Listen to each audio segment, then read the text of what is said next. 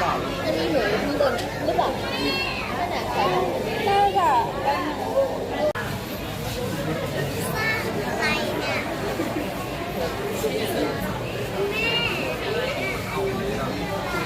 หัวใครก็ไม่รู้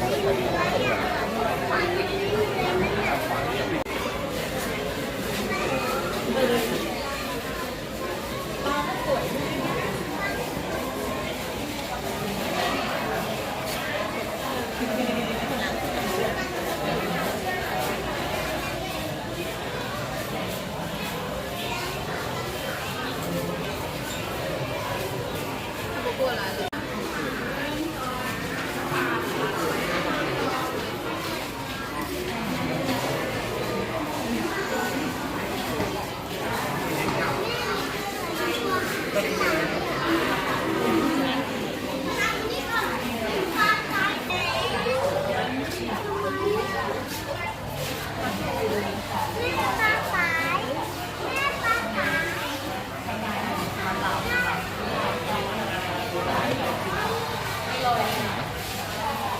น่าจะตายจริงนะ